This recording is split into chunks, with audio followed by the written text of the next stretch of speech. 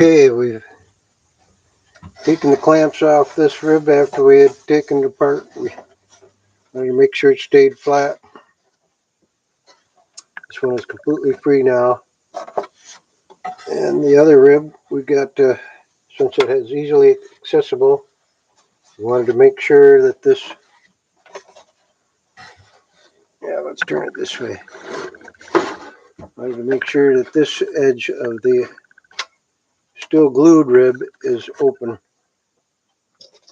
It makes it easier to get at when it's separated, because we don't want to glue this to that when we reset this rib. The reason we leave this mostly loose, but it's still attached a little bit right there. So once we reset this other rib, this one will be easy to take off from the inside. As you can see, the spatula goes all the way down. So that's free from here to about there. Yeah, we'll leave that there for now. But you can see this was right about there. And we removed this piece of wood from each side, just a 1/16 of an inch approximately, or 2 millimeters, with their nice kabuchi knife, I should say. Joichi Maru knife, flush cutter, very straight, very sharp. So you can see now that will match up when we push it all the way over. And that allows this rib now to be within the sides of the back and follow the original line, which was missing before.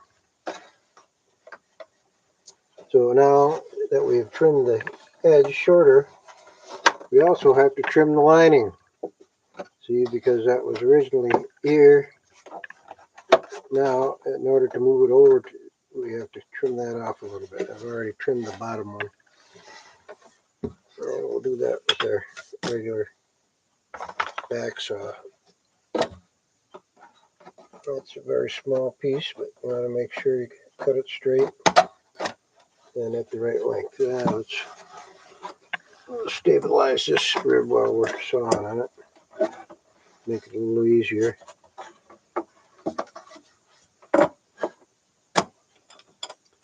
By the way, these clamps were made right in the shop here. They're not too hard to make. It's called a spindle clamp because it looks like a spindle on a sewing machine.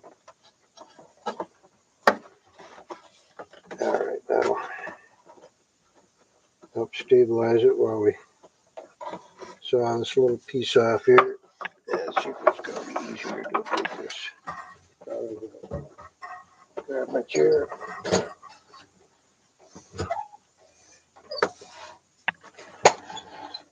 And you can probably see it this way.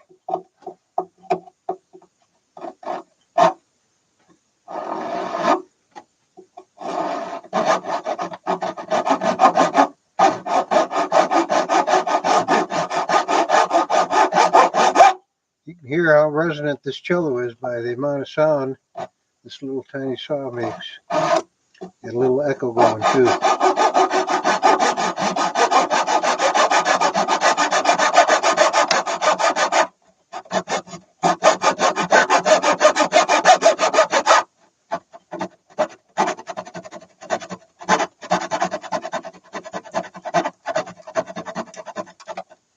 And we don't want to cut into the rib, just down to it.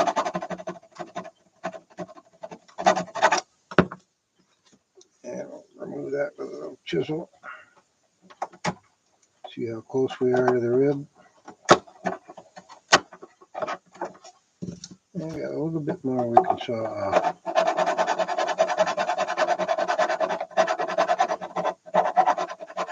By the way, I previously marked that with the pencils to make sure I was cutting it to the right length. Yeah, there we go, right down to the rib there. Excess, nice and flat.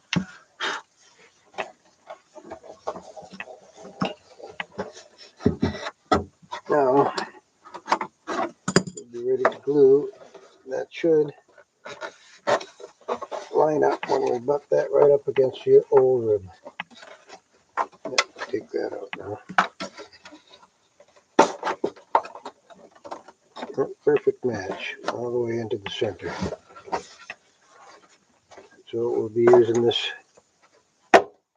pre-made caul leather line that forms the same curve. We'll glue this rib down to the back and to the end block at the same time. That'll be tricky. We'll probably use two guys. And once we're done with that, we'll take this rib off, finish taking it off, and trim that down a little too so it doesn't overhang the back. This one now is just right as the original line with the overhang. This, no overhang.